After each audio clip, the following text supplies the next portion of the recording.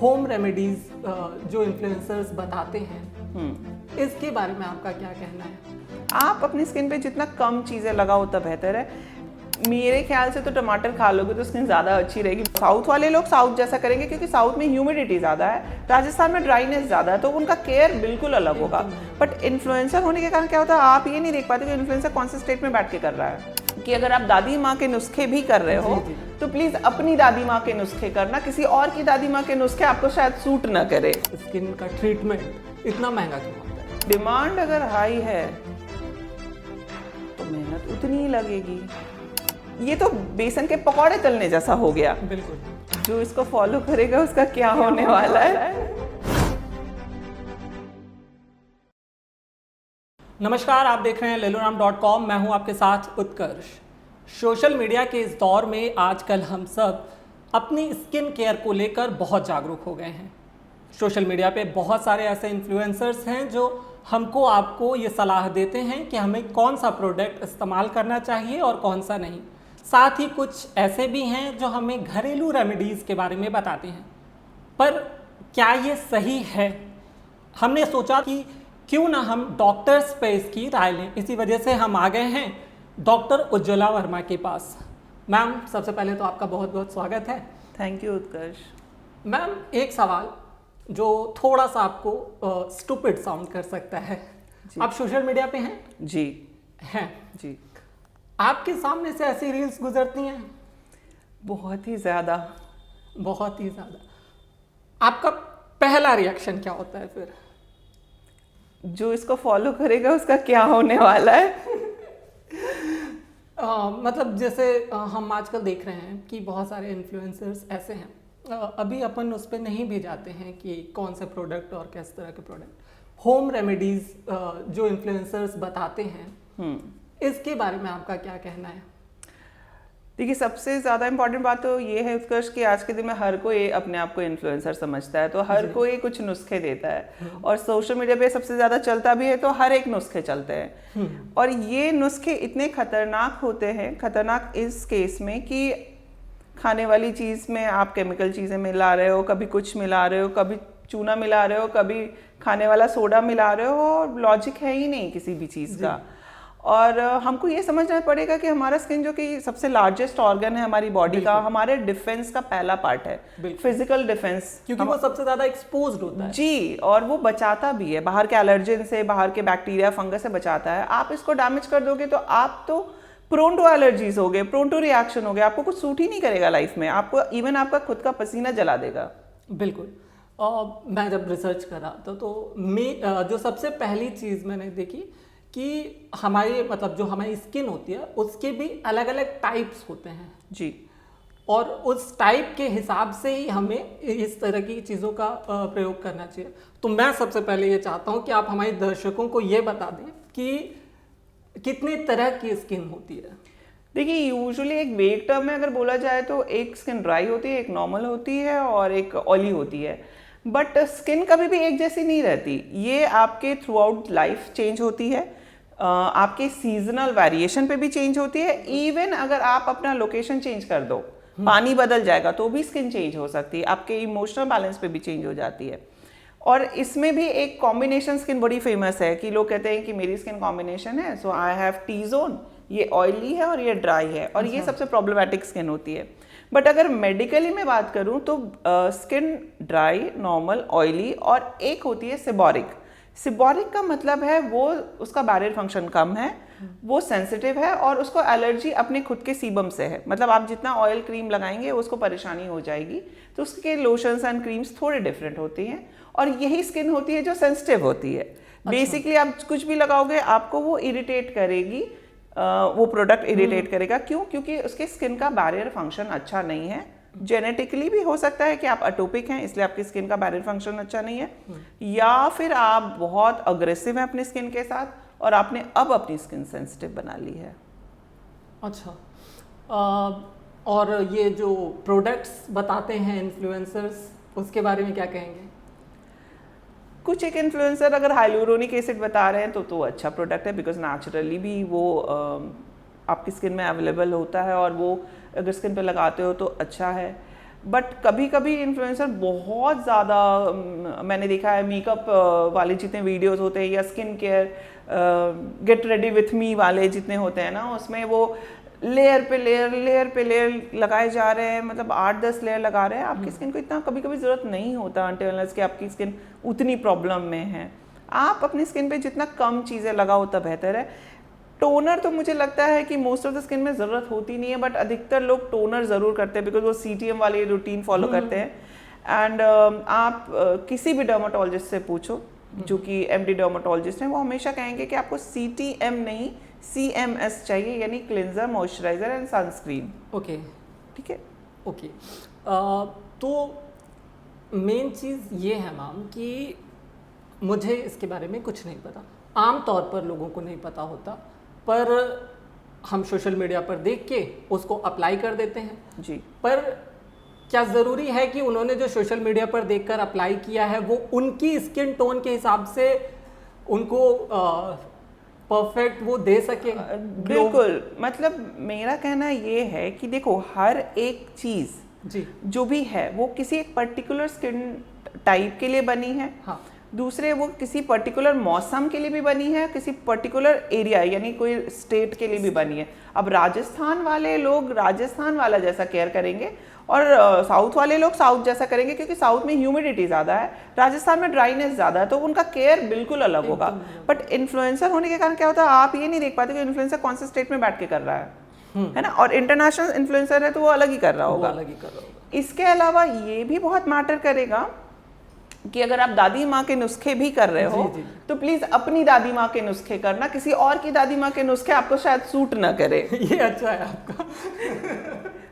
जी, तो दूसरे के दादी माँ के नुस्खे आप नहीं अप्लाई करें अपने चेहरे पर। मतलब इसका ये तो एक खैर मजाकिया लहजा था, बट मेरा कहना है कि आपको सब सूट कर जाए नुस्खे, ये इतना इजी नहीं है। पहले के लोग इतने एक्सपीरियंस होते थे या उस वक्त का डाइट ऐसा होता था, मौसम ऐसा होता था, रहन सहन ऐसा होता था कि वो यूज़ करते थे। अब आप कल को बेसन, हल्दी, दूध, दही, नींबू, उसके बाद उसमें शहद और कॉफ़ी सब मिला दोगे तो अब ये तो बेसन के पकौड़े तलने जैसा हो गया। बिल्कुल। तो ऐसा नहीं होता। अगर आपने यूज़ भी करना है, आप बेसन हल्दी यूज़ करो जिसको हल्दी सूट करती है। देखो हल्दी भी सबको सूट नहीं करती, कुछ लोग और डार्क दिखते हैं, सब गोरे नहीं दिखते। तो बेसन और दही, खट्टी दही एंड बेसन is one of the best thing. But अगर आपकी स्किन बहुत सेंसिटिव है तो आपको दही नहीं जाएगा, तब कच्चा दूध जाएगा। मलाई अच्छी रहेगी अगर बहुत ड्राई है स्किन। तो आपको पहले अपनी स्किन समझनी पड़ेगी कि कैसे समझे कि स्किन कैसी है, और बड़ा ही आसान तरीका है समझने का। आप रात में चेहरा धो, कुछ मत लगाओ, सो जाओ। सुबह अगर उठते हो और आपकी स्किन खिंची हुई है तो आपकी स्किन ड्राई है, आपको कुछ महसूस नहीं होता, ना खिंची ना ऑयली, तो आपकी स्किन नॉर्मल है। आप सुबह उठते हो और आपकी स्किन पूरी ऑयली लगती है, यानी आपकी स्किन ऑयली है, मतलब आपकी स्किन के ऊपर अगर ऑयल जमा है। और अगर आपको लगता है कि आपका फोरहेड और टी जोन पे ऑयल है और बाकी नहीं, तो आप कॉम्बिनेशन स्किन वाले हो, मतलब आपकी स्किन सेंसिटिव साइड रहेगी। अच्छा, तो देवियों और सज्जनों, जो लोग भी इस तरीके की चीज़ें देखकर सोशल मीडिया पर इस तरीके की चीज़ें अप्लाई कर रहे हैं अपने चेहरे पर, उसके लिए उज्ज्वला मैम ने आपको बता दिया है कि सबसे पहले आप अपनी स्किन देख लीजिए कि आपकी स्किन टाइप है क्या, उसके बाद ही अप्लाई कीजिए। और एक मैम मेरा पर्सनल सवाल है, मेरे एक परिचित हैं, वो क्या कर रही हैं आजकल कि वो आलू और टमाटर अपने चेहरे पर घिस रही हैं। तो आलू और टमाटर घिसना किस तरीके से फ्रूटफुल है? देखिए मेरे ख्याल से तो टमाटर खा लोगे तो स्किन ज़्यादा अच्छी रहेगी, बिकॉज अंदर से सारी स्किन अच्छी हो जाएगी। अभी आप ऊपर के डेड लेयर पे जो भी लगाओ, वैसे आलू में स्टार्च होता है, वो थोड़ा सा हाइड्रेशन दे सकता है। और इमीडिएट आप कुछ भी, अगर मान लो आपने कभी स्किन पे कुछ नहीं लगाया तो कुछ भी लगाओगे तो थोड़ी देर के लिए तो अच्छा दिखने वाला है। बट आप रेगुलर में अगर अपनी डाइट अच्छी रखते हो, जैसे आप पपाया लगाने से बेहतर है पपाया खाओ रोज, अच्छा है ना, खीरा लगाने से बेहतर खीरा खाओ रोज। आपने उसके एक्टिव इंग्रेडिएंट को ही तो स्किन में लेना है। अगर आपके इंग्रेडिएंट्स नेचुरली आपकी डाइट में है तो वो तो स्किन अच्छी करेगा ही और हमेशा के लिए करेगा। तो ये जो चीज़ें होती हैं यूजुअली ना, जो लोग आलू लगाते हैं उनको टमाटर नहीं सूट करता, और जो टमाटर लगाते हैं उनको आलू नहीं सूट करता, इसलिए दोनों कभी लगाया नहीं जाता है साथ में। हाँ, ऐसे लोगों का क्या करना है? अलग अलग लोगों को अलग अलग चीज़ें सूट करती हैं। एंड टमाटर has a very good antioxidant, lycopene होता है। आप खाओगे तो आपका जेनेटिक मतलब लाइक जेनेटिकली जो स्किन है ना वो और थोड़ी सी बेहतर होगी। जीन्स में नहीं चेंज करता बट स्किन क्वालिटी इंप्रूव करता है, और एज एन एंटी एजिंग भी काम कर सकता है बिकॉज एंटीऑक्सीडेंट है तो फ्री रेडिकल इंजरी नहीं होने देता। तो मैं तो कहूँगी कि कुछ लगाने से बेहतर है कि खा लो। हाँ, मैं खाने लायक मेरी हो जो तो। रिसर्च में सवाल आपके लिए थे वो उसमें ये भी था कि हमारी डाइट कैसी होनी चाहिए। मतलब मुझे ऐसा लगता है कि आप जैसा आप बोल रही हैं, मैं जब इस पूरे इंटरव्यू के लिए रिसर्च कर रहा था तो मुझे भी लगा कि यार टमाटर लगाने से अच्छा खा लो ना। बिल्कुल। तो कैसी डाइट प्लान कैसा होना चाहिए? देखिए, जो चीज़ें आप कच्ची खा सकते हो उसको कच्चा खाओ, मतलब क्लीन डाइट होनी चाहिए। सैलेड्स में जितना ले सको, और स्प्राउट्स खाओ बिकॉज जब स्प्राउटिंग होती है किसी भी अनाज में, हर अनाज में स्प्राउटिंग होती है ना। आप हर ड्राई फ्रूट में करा सकते हो, हर चीज़ में करा सकते हो। तो स्प्राउटिंग के बाद थोड़े से इलेक्ट्रोलाइट मिनरल्स, थोड़ी क्वालिटी अच्छी हो जाती है न्यूट्रिशन की, आप खाओ, वाटर कंटेंट भी बढ़ता है। इवन सब्जियां खाओ हर तरीके की, हर रंग की, बिकॉज माइक्रो न्यूट्रिएंट ये नेचर में हर कलर में इम्पार्टेड रहते हैं। तो हमको अगर कोई भी माइक्रो न्यूट्रिएंट की कमी नहीं चाहिए तो हमको चाहिए कि हम हर रंग का फल, हर रंग की सब्जी खाएं। प्रोटीन अच्छी सी मात्रा में ले। अगर नॉनवेज खाते हैं तो ऑफकोर्स एग्स ले, अगर नहीं खाते हैं तो हमारे पास प्रोटीन के बहुत सारे सोर्सेज हैं जो कि हमारे स्किन के बिल्डअप के लिए बेहतर होंगे, बालों के लिए भी अच्छे रहेंगे। कोशिश ये रहनी चाहिए कि मीठा कम खाना है बिकॉज शुगर आपको बहुत ज़्यादा मेटाबॉलिक सिंड्रोम्स दे सकता है और स्किन में मेटाबॉलिक पिगमेंटेशन होता है जिससे स्किन कलर डार्क होती जाती है। ये भी एक है। न्यूट्रिशन का ध्यान रखना है क्योंकि B12 डिफिशिएंसी में भी आपकी स्किन डार्क होगी। देखिए, पूरा का पूरा जो सोशल मीडिया पे चल रहा होता है ना, मोस्टली आप या तो सुंदर दिखने के लिए करते हो या साफ दिखने के लिए करते हो। बिल्कुल। तो अगर आप न्यूट्रिशन पे ज़्यादा ध्यान दोगे ना तो ज़्यादा अच्छे दिखोगे। संतरे मौसमी खाओ, विटामिन सी का सोर्स है। नींबू खाओ, अमरूद में विटामिन सी होता है। आंवले खाओ, लेकिन एक दिन खाओगे अगले दिन नहीं खाओगे नहीं चलेगा। आप रोज थोड़ा थोड़ा खाओ। आप बीट ग्रास जूस पियो, उसमें ग्लूटाथियोन होता है, ओरल सेरेमोसाइट्स होते हैं। व्हीट ग्रास यानी गेहूं के पौधे का ऊपर वाला हिस्सा जो आप पीस के पीते हो, पाउडर फॉर्म में नहीं, नेचुरल बोल रही हूँ मैं, घर में होगा और पीस के पियो। रोज थोड़ा थोड़ा लोगे, स्किन कलर अच्छा हो जाएगा, स्किन क्वालिटी अच्छी रहेगी। ओरल सेरेमोसाइट मतलब आपको ऊपर से ज़्यादा मॉइस्चराइजर लगाने की भी जरूरत नहीं होगी। तो डाइट बहुत इंपॉर्टेंट हो जाता है। डाइट, मैं फिर से सोशल मीडिया पे आ जाऊँगा। सोशल मीडिया पे बहुत सारे इन्फ्लुएंसर्स ऐसे हैं जो तरह तरीके के एल्कलाइन वाटर और इस तरीके के बहुत सारे तरीके के वाटर्स भी आजकल मार्केट में अवेलेबल हैं और वो इस तरीके के वाटर पीने की सलाह देते हैं। आप इस पे क्या कहेंगी? देखिए, अल्कलाइन वाटर के नाम से अभी तो खैर एक पूरा बिजनेस ही चल रहा है। अभी देखो, अल्कलाइन वाटर में ना अभी वो काला पानी एंड ऑल बॉटल, महंगा वाला 2500, एवरीथिंग इज देयर। हाँ, एवरीथिंग। अभी बहुत सारे के नाम नहीं लूंगी, नाम पता है मुझे, लेकिन नहीं लूंगी। मुझे ऐसा लगता है कि अगर हमको अल्कलाइन वाटर पीना था ना तो भगवान जी बना के भेजते। उनकी प्लानिंग में कोई कमी नहीं होती है। बट अगर नहीं बना के भेजा है ना तो हमको उतना तो नहीं जरूरत है। अच्छा। तो थोड़ा जरूरत है। लेकिन अल्कलाइन वाटर का फायदा भी है बिकॉज वो हाइड्रेशन मेंटेन करता है हल्का सा। और सबसे easy source of alkaline water मिट्टी के घड़े हैं। पहले के लोग को जरूरत नहीं होती थी, वो घड़ों में रखते थे पानी, है ना। मिट्टी के घड़े में अगर आप पानी रखते हो थोड़ा सा अल्कलाइन होता है। हमारा pH 7.4 तक ही, ज्यादा हमको एकदम 8, 9, 10, 11, 12 नहीं करना। अच्छा, आपको पता होगा आयुर्वेद में ऐसे करते हैं जठार अग्नि, मतलब लाइक आपका जो स्टमक का एसिड है that should be strong to digest. आप एल्कलाइनाइज करोगे तो वो तो कुछ भी नहीं काम करेगा, तो जो खाओगे वो तो नहीं लगेगा। मैं आपको साइंटिफिकली प्रूफ नहीं दे रही हूँ बट मैं लॉजिकली आपको बता रही हूँ कि मुझे ऐसा लगता है कि अगर आपका गैस्ट्रिक एसिड स्ट्रॉन्ग होना चाहिए तो हम उसको न्यूट्रलाइज क्यों करें। और हमको अगर एल्कलाइज ही करना है तो हम उसको माइल्ड एल्कलाइज करें, जैसे कि मिट्टी के बर्तन में पानी पिए बिकॉज वो आपके एक तो पानी ठंडा रखता है, पानी अच्छा रखता है, बैक्टीरिया का ग्रोथ भी कम रखता है। बट वो प्रॉपर मतलब उसको प्रॉपर तरीके से आप अर्दन पॉट यूज करो तब। तो हर चीज का एक टेक्निक था, लोग कर रहे थे, तब जरूरत नहीं थी। अभी लोग स्मार्ट हो गए हैं। Stainless steel, porcelain, glassware, melamine, तो हमको अब समझ नहीं आता, तो हम जो भी करने लगते हैं वो अति में कर जाते हैं। तो being a doctor I have seen so many cases. देखो, जिनको किडनी की परेशानी हो ना, उनको अल्कलाइन वाटर नहीं लेना चाहिए। अच्छा। क्योंकि वो बहुत गड़बड़ कर देगा फिर। इवन लोग ना ओवरहाइड्रेट करते हैं खुद को। लाइक मेरे पास तो एक पेशेंट थी, she was drinking 12 litres of water skin अच्छी रखने के लिए। हाँ, 12 लीटर पानी कौन पी सकता है, बट शी यूज्ड टू। तो शी वाज, उस वक्त तो अच्छी लग रही थी स्किन, बट जो भी मेरे नेफ्रोलॉजिस्ट फ्रेंड हैं वो भी यही बोलते हैं, आपका जितना कंजम्पशन है ना आप उतना ही पियो, बिकॉज यूरिन में आपके निकलना चाहिए और बाकी पसीने में निकलना चाहिए।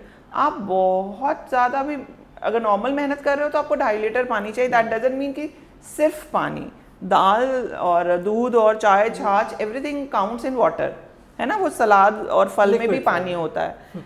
अगर आप विगरस एक्सरसाइज कर रहे हो तो 4-4.5 लीटर। आप स्पोर्ट्स पर्सन हो कि दिन भर धूप में रहना, बहुत पसीना आ रहा है, देन आपका वाटर इनटेक बढ़ेगा। But for a normal individual it is never 10-12 litres.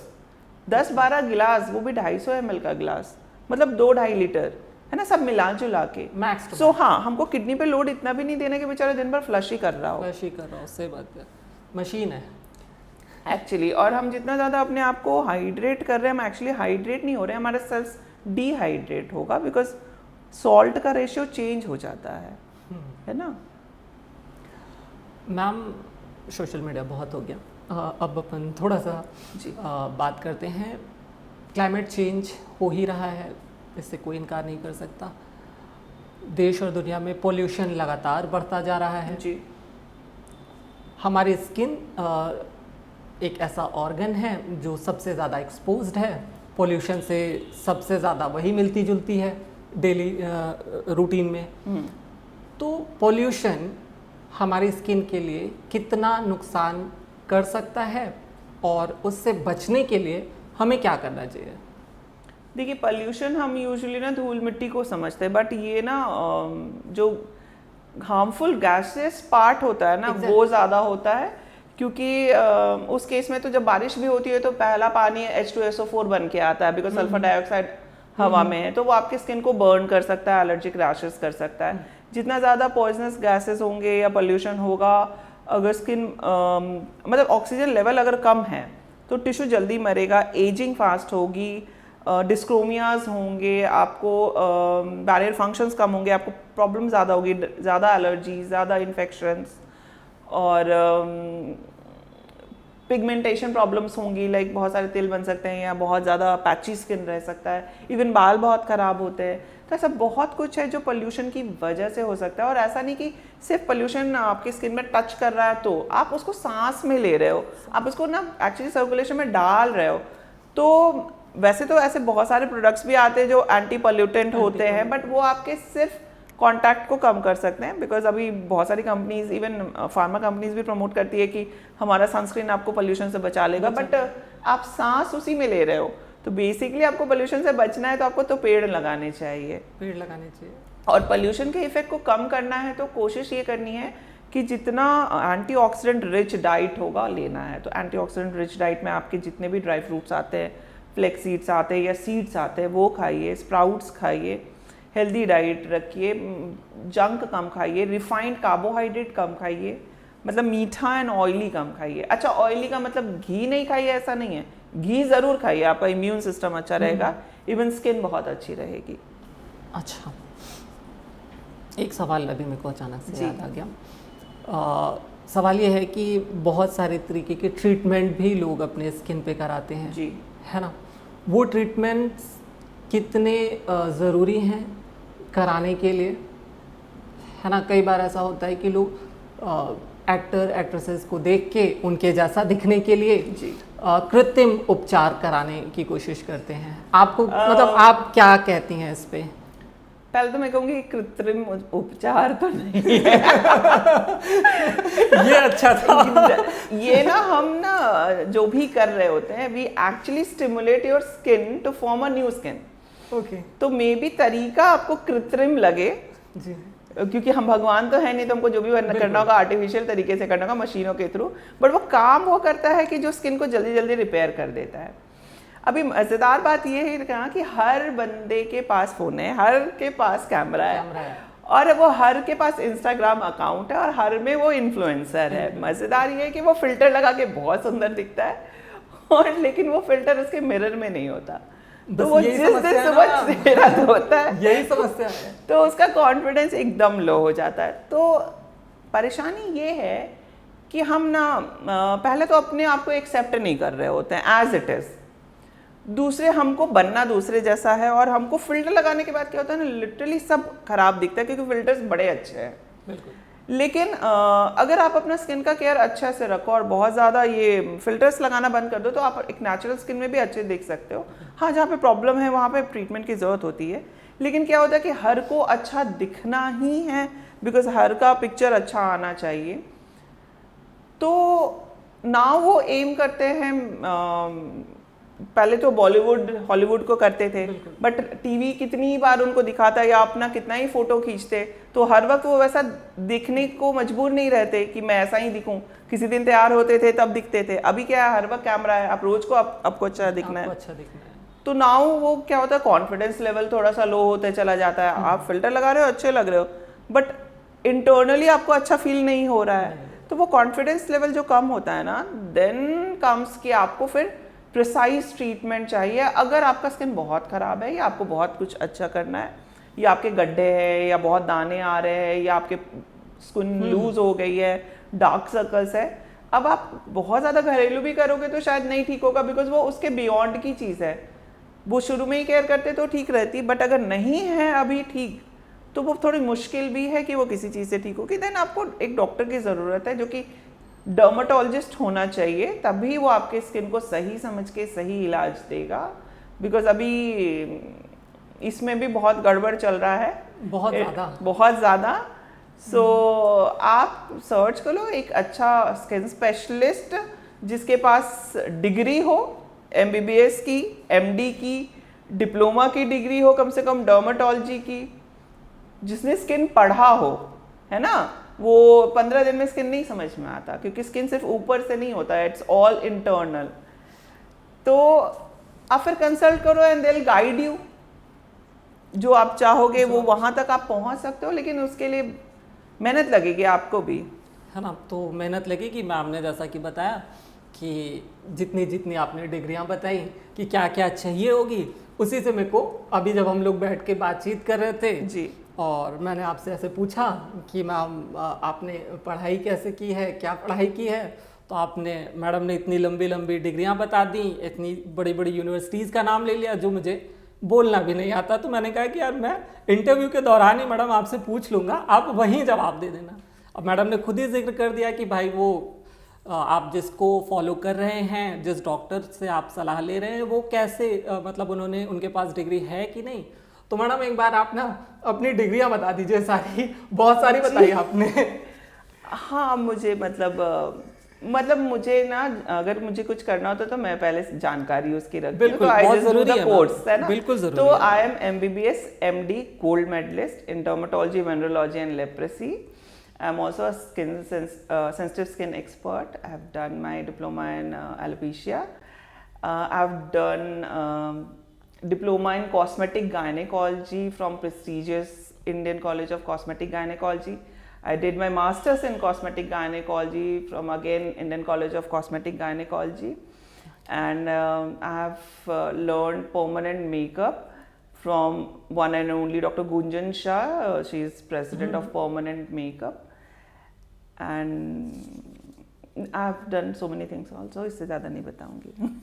तो ये जितनी भी डिग्रियां इन्होंने बताई, ये तो मैडम ने बताई दी, पर इन सब के अलावा मैडम बहुत अच्छी आर्टिस्ट भी हैं, और मैडम के केबिन में जितनी भी पेंटिंग्स लगी हुई हैं वो सब खुद मैडम ने बनाई हैं। आप एक पेंटिंग नमूना देख रहे हैं, मैडम इस पेंटिंग की कहानी बता दीजिए, मतलब बाकी बातें तो होती रहेंगी। मैं आई एम अ पेंटर, मतलब मैंने सीखा नहीं है, बट मुझे पेंटिंग करनी पसंद है। तो कोविड के टाइम में जब क्लिनिक बंद हो गया एंड आप फ्री थे, OPD करके आते थे, आप फ्री होते थे, झाड़ू पोछा और खाना बनाने के बाद बहुत टाइम होता था, तो I used to do paintings. So then I started doing copy painting, मतलब मैं किसी की पेंटिंग देखती थी and then I used to draw them same to same. फिर मुझे लगा ओरिजिनलिटी कहाँ है मेरे में, मैं तो किसी की पेंटिंग कॉपी कर रही हूँ, तो कल को अगर मैं सेल करना चाहूँगी तो इट्स नॉट गुड, किसी के आर्ट वर्क को नहीं करना चाहिए। देन आई स्टार्टेड डूइंग ना, मैं ना जितने भी बड़े बड़े फोटोग्राफर्स होते थे ना, उनकी मॉडल्स या जो भी सीनरी होता था, आई स्टार्टेड पेंटिंग नेचर से, नेचुरल फोटो से। तो ये ना एक मॉडल है, मुझे नहीं पता क्या इसका नाम है, बट मैंने कहा कि मैं इसको बनाती हूँ, तो मैंने मेटालिक में बनाया। मैंने ट्राई किया कि मैं बना लूँ अच्छा, तो अभी तो ठीक ही बना है आई थिंक, बहुत अच्छी बनी है। हाँ, और इट्स ऑल मेटालिक, ये वाला पार्ट इज ऑल मेटालिक बना हुआ है, मतलब क्रोम में है, and this is matte. Okay, नहीं बहुत अच्छी लगी। अभी अचानक से मैंने देखा ना, तो आप अपनी डिग्रियां बता रही थी जी, तो उसी के बीच मेरे को ख्याल आया कि मैडम पेंटिंग भी बनाती हैं। ये मतलब अपने आप में अद्भुत है। हम कई बार क्या होता है कि अपने काम को लेके जब हम प्रोफेशनली उस चीज़ से जुड़ते हैं तो हम इतना रम जाते हैं उस चीज़ में कि दूसरे कामों के लिए हमारे पास समय नहीं होता। नहीं, कोविड ने हमको बहुत समय दिया। हाँ, कोविड ने सभी को समय दिया। मैं ना थोड़ी सी खुराफाती हूँ, तो मेरे क्लिनिक में जो 2 पेड़ है ना, वो भी मैंने बनाया है, और वो जो है वो भी मैंने बनाया है। अरे वाह, वो पूरा, हाँ, ये सब आपने डिजाइन किया है। अच्छा मैम, डिजाइन नहीं किया, मैंने कॉपी मार लिया है इसको। ये बताना थोड़ी है। नहीं, मैं देखो, मैं सच बोलती हूँ। हाँ, अगर मैंने कॉपी करी है ना, मैं बताऊंगी मैंने किससे कॉपी करी है, क्योंकि वो ओरिजिनल क्रेडिट मिलना चाहिए जिसने बनाया है। हाँ, मैंने उसको बहुत बड़ा बनाया, वो मैंने छोटे में देखा था किसी का, बट मैंने उसको फिर बहुत बड़ा बनाया। नहीं, बट अच्छा लग रहा है। खैर, ये सब तो ठीक है। जब भी हम स्किन केयर की बात करते हैं और ये इस तरीके के सौंदर्य प्रसाधन की बात करते हैं, तो ऑटोमेटिकली लोग उसको सिर्फ फीमेल्स से जोड़ लेते हैं कि अगर सौंदर्य प्रसाधन की बात करनी है तो फीमेल्स की बात करनी है, पर मेल्स बेचारे क्या करें मेरे जैसे। अच्छा, आजकल मेल्स बेचारे नहीं हैं, हमारे क्लिनिक में भी सबसे ज़्यादा मेल ट्रीटमेंट हो रहा है। अच्छा, सो मेल, देखिए, मेल के साथ है ना कि पहला तो वो इन्फ्लुएंस नहीं हो, मतलब वो तुरंत से नहीं इन्फ्लुएंस होते हैं, लेकिन अगर उनको लगा कि उनकी स्किन खराब हो रही है, लुक खराब हो रहा है, now he will be the most sincere person follow करने के लिए। मे बी हम और मेरी टीम ऐसे हम बात कर रहे थे कि फीमेल्स बहुत जल्दी नहीं बहुत सारी चीज़ें करती हैं, मेल्स बहुत आसानी से करते हैं। मे बी शायद फाइनेंशियल डिसीजन उनके पास होता है, तो अगर वो मोटिवेटेड है ना तो वो सबसे अच्छी स्किन केयर करेंगे, बट अगर मोटिवेटेड नहीं है तो उनको आप सनस्क्रीन भी नहीं लिख सकते हो। ये सनस्क्रीन से ही मेरे को याद आया, मेरे एक परिचित हैं, उन्होंने बोला कि इंटरव्यू करने जा रहे हो तो मैम से ये पूछ लेना, क्योंकि मैं खुद नहीं लगाता सनस्क्रीन लगाना कितना ज़रूरी है? देखिए, अब क्योंकि हमने तो पेड़ काट दिए हैं तो अब छाया तो मिलती नहीं है, बिल्कुल, तो हम हर वक्त तो रोशनी में हैं। बिल्कुल। फिर लोग कहेंगे हम तो धूप में होते नहीं हैं। देखिए, सन जो है वो अल्ट्रा वायलेट रेडिएशन का सबसे बड़ा सोर्स है, बट हमारा जो कंटिन्यूअस एक्सपोजर होता है वो आर्टिफिशियल लाइट का होता है। सूरज तो सुबह 6 बजे निकलेगा, शाम में 6 बजे डूब जाएगा, बट हम जो रूम की लाइट्स, फ़ोन की लाइट्स, कंप्यूटर की लाइट, टीवी की लाइट सुबह 6 बजे से ऑन करेंगे, रात के 2 बजे तक रहेगा। तो अब हमारा जो क्रॉनिक एक्सपोजर है, लो ग्रेड ही, वो कंटिन्यूअस है, क्योंकि हम कभी भी उससे अलग नहीं हो पा रहे हैं। स्क्रीन्स भी बहुत बड़ी होगी तो हमारा एक्सपोजर बहुत है, क्योंकि यूवी डैमेज बहुत हो रहा है। हमारी डाइट भी हम बहुत अच्छी नहीं रखते कि हम उसको रिपेयर कर पाएँ, तो हम बाहर से उसको कोशिश करते हैं कि प्रोटेक्ट करें, खास के पिगमेंटेशन वाले पार्ट को, और जिनका कंसर्न बहुत ज़्यादा पिगमेंटेशन होता है उनको ज़रूर सनस्क्रीन लगाना चाहिए। तो सनस्क्रीन इंपॉर्टेंट तो है, स्पेशली अगर कंसर्न आपका पिगमेंटेशन है, एजिंग है, तो जितना जल्दी शुरू करेंगे उतना अच्छा रहेगा। यही से आपने जो जवाब दिया उसी से मेरा एक सवाल और है कि इलेक्ट्रॉनिक उपकरण हम बहुत इस्तेमाल करते हैं जी, हमारा स्क्रीन टाइम बहुत ज़्यादा है जी। हमारा जो स्क्रीन टाइम है, ये जो इलेक्ट्रॉनिक उपकरण है, ये हमारी स्किन के लिए कितने नुकसानदायक है? बहुत ज़्यादा, बहुत ज़्यादा जी। बिकॉज जैसा मैंने कहा कि हम ना सूरज की तपिश को अवॉइड करने के लिए छांव में चले जाते हैं या कमरे के भीतर चले जाते हैं, बट ये फ़ोन, टीवी या आर्टिफिशियल लाइट्स, और हर वक्त तो अब तो ब्राइट लाइट रहती है, इनकी तपिश नहीं होती। अच्छा। बट ये वेवलेंथ तो दे रहे होते हैं, और हमको पता है लाइट इज ऑल वेवलेंथ, अगर जा रहा है तो काम तो करके आएगा। हो सकता है उसके साथ हीट अटैच्ड नहीं हो, तो वो मेलानोसाइट को उतना ही एक्टिवेट करेगा, मेलानोसोम्स बढ़ेंगे ही, पिगमेंटेशन होगी, एजिंग भी होगी, डीजनरेशन भी होगा, और जो स्पीड ऑफ एजिंग है वो भी ज़्यादा रहती है, बिकॉज हमारा वर्क स्ट्रेस भी ज़्यादा होता है। अगर हम कंप्यूटर्स पे काम कर रहे हैं तो हम ऑफ कोर्स वर्कलोड भी ले रहे हैं, तो कुछ ना कुछ कर रहे हैं, तो डाइट भी अच्छी नहीं रख रहे हैं, शुगरी डाइट भी बहुत खा रहे हैं, फ्रूट्स वेजिटेबल बहुत नहीं खाते। अच्छा, उसमें भी बहुत है कि हमको बहुत प्योर भी नहीं मिलता, लाइक हर तरफ जेनेटिकली मॉडिफाइड फूड मिल रहा है ना, एंड प्योर फॉर्म में नहीं मिल रहा, फ्रेश नहीं खा रहे, तो बहुत सारे हैबिट्स के कारण भी, और डीजनरेशन एंड रेडिएशन, ये सब मिल के ना एजिंग को बहुत फास्ट कर दिया है। तो आर्टिफिशियल लाइट्स बहुत मैटर करती हैं, और जिनका स्क्रीन टाइम बहुत ज़्यादा होता है उनका पिगमेंटेशन के चांसेस भी बहुत ज़्यादा होते हैं। तो मतलब क्या आप ये कह रही हैं कि जो लोग सोशल मीडिया पे इन्फ्लुएंस होके अपने स्किन केयर कर रहे हैं, वो सबसे पहले तो अपना स्क्रीन टाइम कर दें? नहीं, अगर मैं चाहता हूँ आप कैमरे में देख के एक बार ये बोल दें। नहीं, ऐसा मैं नहीं बोल रही हूँ, लेकिन अगर आपका स्क्रीन टाइम अच्छा खासा है तो प्लीज़ आप सनस्क्रीन ज़रूर लगाइए। और ऐसे बहुत सारे सोशल मीडिया इन्फ्लुएंसर भी हैं जो सनस्क्रीन प्रमोट करते हैं एंड अच्छी सजेशंस देते हैं, बट मेजॉरिटी थोड़ा अच्छा नहीं देती है। तो you have to be very vigilant कि आप ना उपदेश कौन दे रहा है वो भी जानिए, कि क्या वो उपदेश देने लायक है, या आप उसका उपदेश ग्रहण करेंगे तो आपको फ़ायदा होगा। तो ये जजमेंट पावर रखना पड़ेगा आपको खुद के लिए भी। और सनस्क्रीन अच्छा होता है, लगाना चाहिए, बट सनस्क्रीन के साथ ट्रिक ये है कि अगर आप इतना सा सनस्क्रीन लगा के सोच रहे हैं कि आपका काम हो गया, तो इससे अच्छा मत लगाइए। सनस्क्रीन हमेशा 2 फिंगर लॉन्ग लगाया जाता है फेस के लिए, और 3rd फिंगर होता है नेक के लिए। इतना नहीं लगा रहे हैं तो बड़ा मुश्किल है, बिकॉज आपको फोटो प्रोटेक्शन नहीं मिल रहा, क्योंकि सनस्क्रीन को स्किन के भीतर नहीं घुसना होता, उसको फिल्म बनानी होती है, और फिल्म जितनी इवन बनेगी, थिक बनेगी, उतना फोटो प्रोटेक्शन होगा। तो सनस्क्रीन का SPF नहीं मैटर करता है ज़्यादा, जितना कि SPF ये सनस्क्रीन का थिकनेस मैटर करेगा।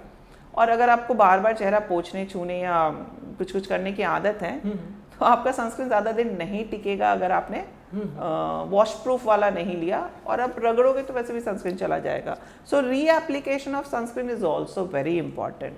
And I would like to add कि आप कोशिश करो प्योर फिजिकल सनस्क्रीन यूज़ करो, जिंक वाले, टाइटेनियम ऑक्साइड वाले, ये सब ना स्किन सेंसिटिव स्किन के लिए होते हैं, पोल्यूशन से भी बचाते हैं, और हर एज ग्रुप में अच्छे जाते हैं। मैं इसी पे आ रहा था मैम कि सनस्क्रीन के आप बता रहे थे, पर मैं जब रिसर्च कर रहा था तो ये SPF और ये इस तरीके के बहुत सारे सामान्य लोग नहीं समझ पाते, तो आप उसको थोड़ा डिटेल में बता देंगे कि हमारे दर्शकों के लिए?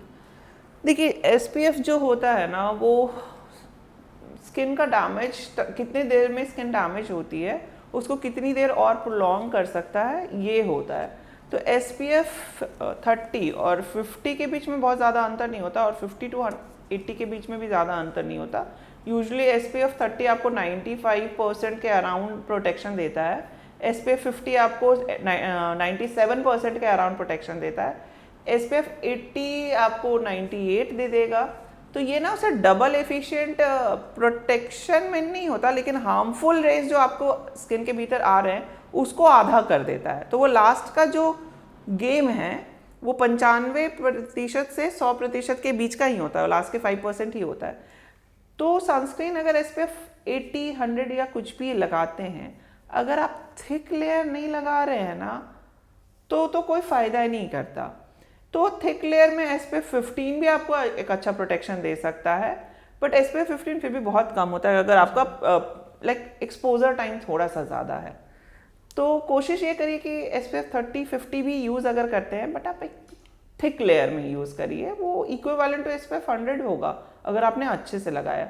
और SPF 100 भी लगा लोगे और इतना सा लगाओगे तो बेकार है, पैसे बर्बाद हो रहे हैं, सिर्फ आपके पैसे बर्बाद हो रहे हैं। हाँ, पैसों से ही मेरा आखिरी सवाल है, मैम डर्मेटोलॉजिस्ट है और मैं उनसे पहले ही अपनी जो गुस्ताखी करने जाता हूँ उसके लिए मैं माफ़ी मांग लेता हूँ जी। मैम स्किन डॉक्टर्स का और स्किन का ट्रीटमेंट इतना महंगा क्यों होता है?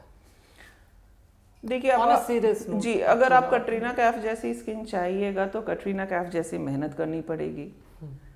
बिल्कुल तो डिमांड अगर हाई है बिल्कुल। तो मेहनत उतनी ही लगेगी। अब आप फेयर एंड लवली लगा के तो आई थिंक 50 साल में भी कोई कुछ नहीं हो पाया। तो अगर स्किन अच्छी करनी है और अगर आपको डिफरेंट ट्रीटमेंट मोडालिटीज़ लग रही हैं और अगर आप अच्छी क्वालिटी की ट्रीटमेंट चाह रहे हो कि आपकी स्किन डैमेज भी नहीं हो, देन आपको हाई एंड मशीनें लगेंगी। मान लो मैं जैसे अगर आज बोलती हूँ कि लेज़र करेंगे तो मैं पिको सेकेंड लेज़र यूज़ करती हूँ। तो picosecond is one of the best, मतलब वन ऑफ द बेस्ट क्या, अभी लेज़र लाइटनिंग में picosecond is the best अगर आप करते हो, या स्कार रिमॉडलिंग के लिए भी जो कर रहे हैं वो सबसे बेस्ट है। तो अगर आप दुनिया का सबसे बेस्ट ट्रीटमेंट ऑप्ट कर रहे हो तो आई डोंट थिंक कि आपको सस्ते में मिलेगा। बट हाँ, आप नंबर ऑफ सेशंस भी लगेंगे, क्वालिटी मैटर करेगी। हर एक मशीन एक जैसा नहीं रिजल्ट देती, हर एक ट्रीटमेंट एक जैसा रिजल्ट नहीं देता। आपकी स्किन कितनी ज़्यादा डैमेज है उस पर डिपेंड करेगा कि आपको कितनी मशीनें लगने वाली हैं, कितना ट्रीटमेंट लगेगा। हो सकता है आपको स्किन इतनी अच्छी है कि आपको सिर्फ मैं सिंपल रूटीन चेंज कर दूं और प्रोडक्ट ठीक कर दूं, आपकी स्किन वहाँ अच्छी हो जाए। बट दैट रिक्वायर्स एक्सपीरियंस कि इनको मशीन मतलब लेजर्स लगेंगे, इनको स्पेशल कुछ लगेगा, या आपने मुझे कुछ शॉर्ट टारगेट दिए हैं कि भाई 4 हफ्ते बाद, मैं ब्राइड हूँ, मैंने ज़िंदगी में कभी केयर नहीं किया, मुझे 4 हफ्ते बाद तो मैम दुनिया की सबसे सुंदर औरत लगनी है या लड़की लगनी है, तो मुझे उतनी मेहनत लगेगी। देन तो फिर आपको ट्रीटमेंट कॉस्ट भी लगेगा, बिकॉज अब हमको अग्रेसिवली अपना मैनेजमेंट प्लान रखना पड़ेगा कि हम आपकी स्किन को कैसे अच्छी और अच्छी कर पाएँ ताकि जल्दी से रिजल्ट आए। अदरवाइज अगर आप स्लो एंड स्टीडी चलना चाहोगे तो बहुत बजट फ्रेंडली ट्रीटमेंट्स होती हैं। सिर्फ स्किन केयर रूटीन बदल देंगे, लाइफस्टाइल चेंज कर देंगे और आपको बहुत कुछ नहीं करना पड़ेगा। अच्छा, अगर आप अपना फेशियल फीचर ही बदलना चाहो तब तो उसमें तो कुछ भी सस्ता नहीं है, बहुत महंगा है। तो आप भगवान ने जो बना के नाक, कान और फीचर्स दिए, अगर बदलना चाहोगे तो भाई भगवान के विरुद्ध जाके काम करना पड़ेगा। तो उसके लिए तो बहुत मेहनत लगेगी, हमको भी आपको भी। वो आपकी पहली लाइन याद है कि कटरीना कैफ जैसा दिखना है तो उनके जैसे मेहनत करनी बिल्कुल, पड़ेगी। कटरीना कैफ दिखना है तो आपको कटरीना कैफ जितना ही मेहनत करना पड़ेगा। तो अब इस बातचीत को विराम देने का समय है। तो ये थी डर्मेटोलॉजिस्ट उज्ज्वला वर्मा जी। मैम बहुत बहुत शुक्रिया आपका। थैंक यू उत्कर्ष। इस वीडियो में इतना ही। देश और दुनिया की बाकी तमाम खबरों के लिए देखते रहिए, पढ़ते रहिए leluram.com। शुक्रिया।